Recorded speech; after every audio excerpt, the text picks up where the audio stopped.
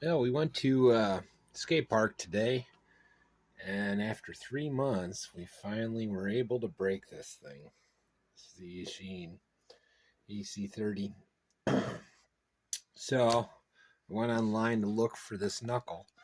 They're $1.30 on Banggood, but there's only one in stock, and it's like $5 or $6 to ship it, and it probably takes 2 months. So I'm gonna try and find an alternate solution somewhere else. Worst case, I take one out of the EC30 and put it in the 30B just to get this one running. It's much faster. But she's going to be up on a wall for a little bit. Had no idea it was that hard to get the parts. I was looking at some of the HBX 16 series and 18 series to see if I could find something comparable. We'll see. I did find some metal knuckles. I'm not sure they're the right ones for this. They look really similar, but I have a tough time spending $30-$40 on knuckles that are $1.30 if they were in stock. So Eachine needs to fix that. If they're going to be selling this thing, they need to have parts. Anyways, that's first on the list. I'll get another car and be right back. All right, got our WL. This is the stock one. We'll try and keep everything stock on this. And it's time to put a wing back on it so it gets back to normal. I am using the LC kit. I did order a WL to keep it all WL, but that's on hold with another order. It's like a month or so ago. Should be here any day now, but while I got these, they're the same. I'll put them on. Short and sweet.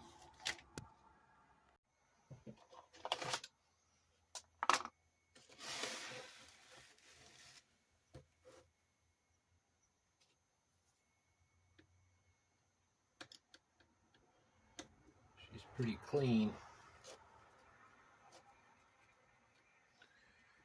We don't take this off-road too much. It's pretty much parking lots on this guy.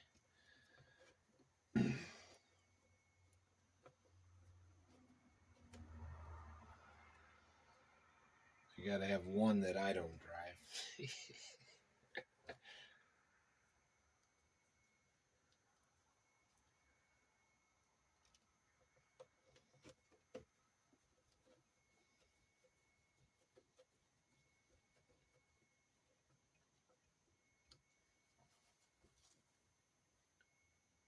Pretty much 4 screws and 4 screws. Really simple. I think I've done a video on this once or twice.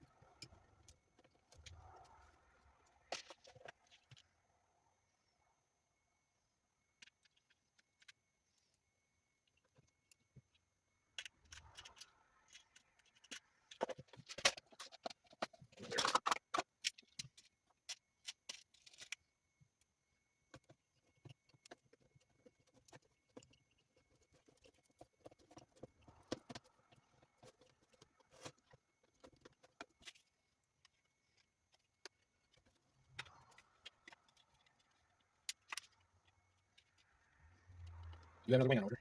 The same order as the WL tail.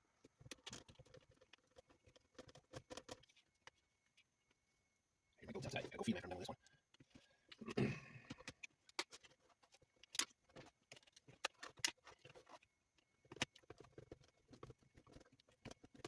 It's getting almost dark. So I got a surprise coming from my daughter. I found a really good deal online at Banggood with the spring sale. It'll be here on the 28th. Be an unboxing and all that. Hopefully she likes it. We'll see. What the heck?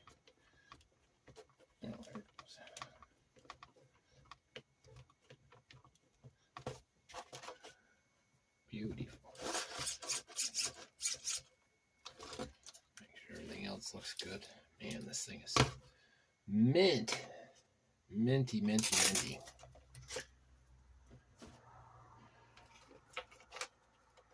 Hopefully I'll keep it that way. Alright, that one's done. Time to go feed the critters, and then I'll be back for the next one. I'm all in for him in November. I'll take a Republican over any Democrat. But you've got some of these rhinos and some of the establishment that don't like Donald Trump, and they'll just say the hell with the Republican Party and won't support the nominee. That's what's dangerous. We've got to kick them out of the party. Yes. Like Liz Cheney, Adam Kinzinger should have kicked them out. They got to go. Weren't they kicked out? Well, we didn't really have it. We should have actually It was kicked them like out a of it. ceremonial vote. But Mike Cernovich, I think it was Mike Cernovich did this great tweet that maybe I can actually try and pull up, because I may have retweeted it, and Sarah's good. Cernovich is a smart dude. He's also was like super nice thing. Like we don't have any kind of huge super like. Let me see if I. Yep, here we go.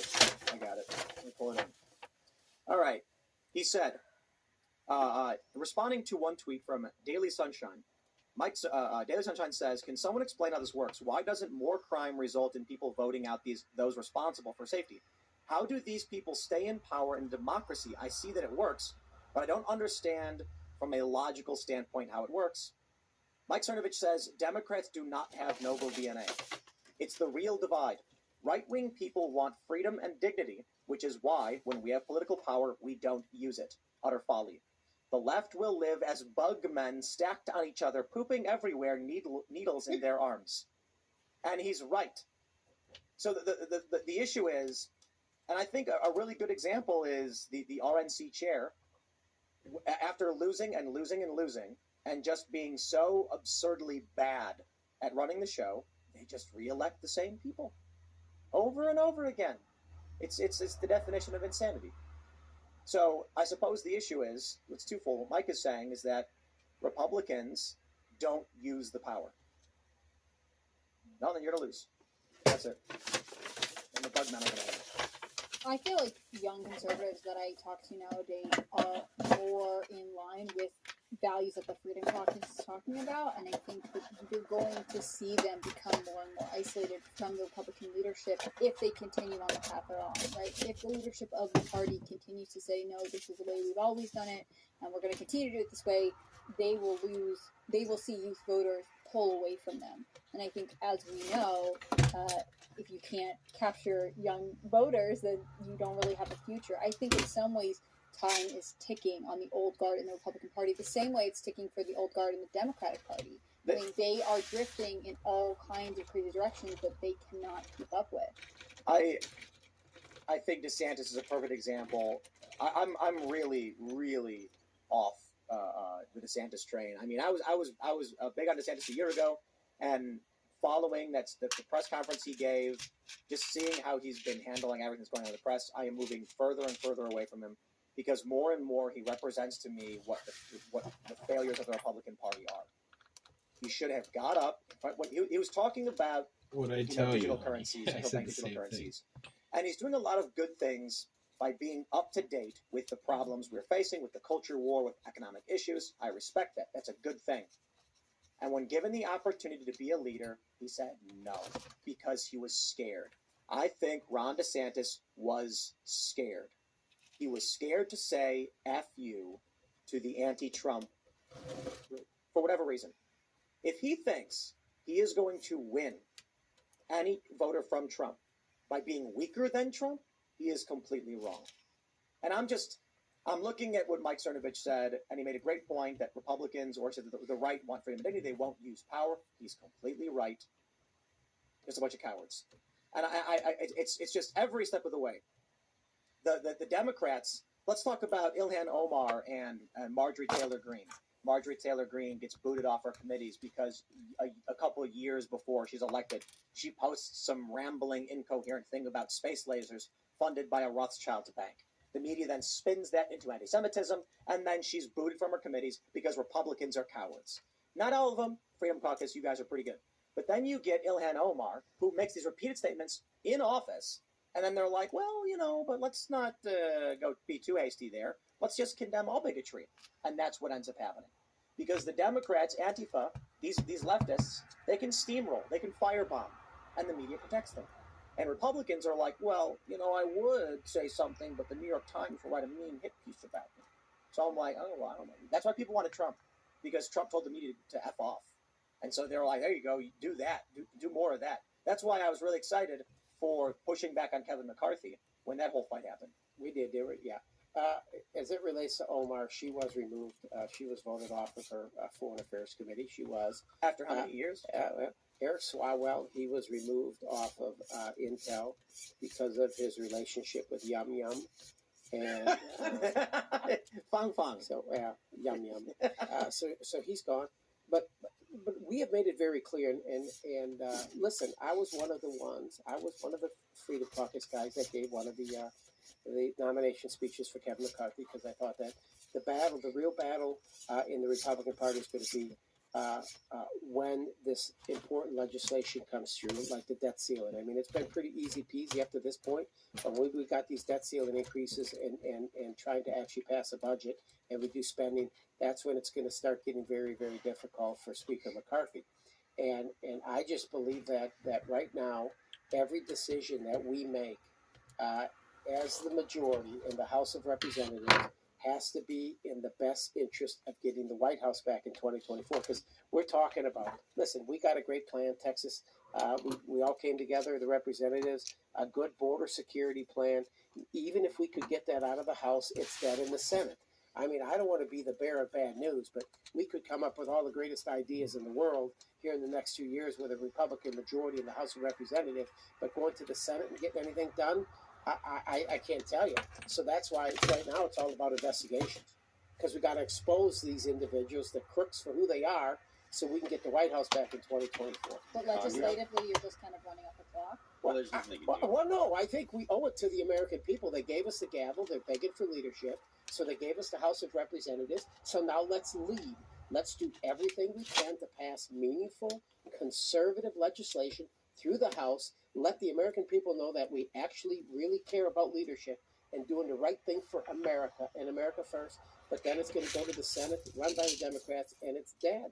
So I think now it's all about investigations, because we need to expose this family, the most corrupt family, in my humble opinion, to ever serve in the White House. We got to expose them for who they truly are, and all of his friends in the DOJ, the FBI, all of them. We need to expose them all. I don't be doing investigations just because you actually cannot pass any legislation because of the Senate. You should so always just go and investigate because you got nothing better to do. But I don't think that's going to win anything in 2024, because the game is different right now. Likely voters don't matter. The reason why the polling didn't make sense, right? The polls in the midterm showed it was going to be tremendous for the Republican Party, and then it was meh. And the reason for it is because when pollsters contact likely voters and say, how do you plan on voting? The likely voter tells them, they make a poll based on it. The likely voter then said, Republicans all the way. Then they went and knocked on doors at nursing homes and apartments and got random non-voters to vote. This changed everything. And that's probably the main reason it was so skewed this time, and Republicans were caught off guard. That's the game right now. You don't need... This is what the Republican mindset is. I'm going to go convince that person to vote for me. And the Democrats' mindset is, I'm going to knock on their door and tell them to sign a piece of paper. And that's why they win. They don't got to convince them of anything. They can use social pressure and fear, or they can remove all barriers. So you got someone knock on your door, and they say, what do you want? I'm in the middle of the game.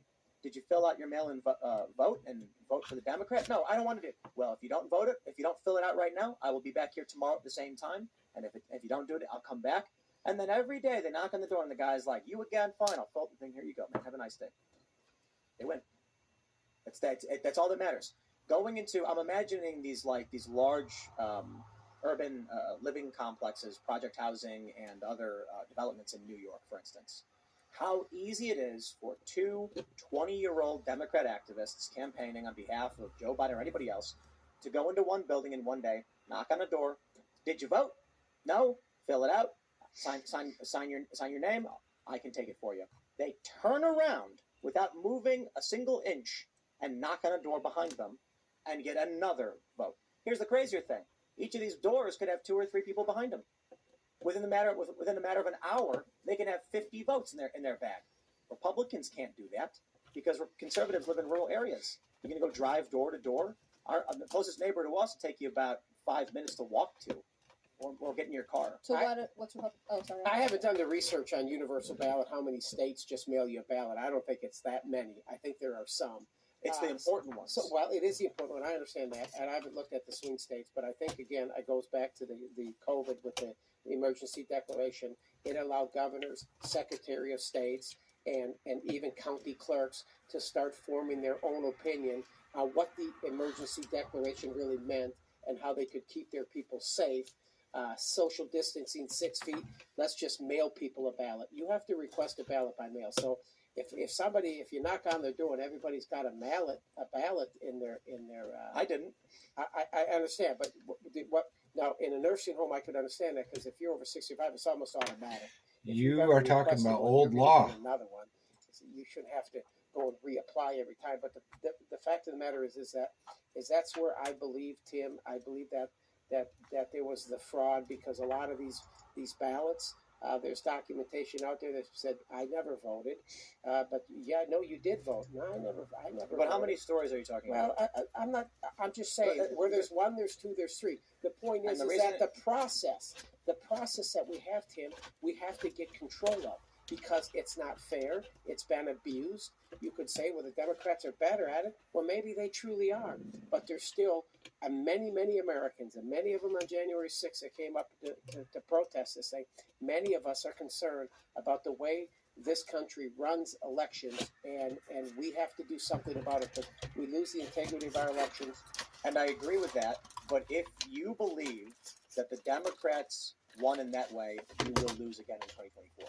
You barely won in 2022, and you will be crushed in 2024, because it's you've got, I think, establishment Republican types who are happy to see the Democrats win because they hate Donald Trump, people like you mentioned, Paul Ryan.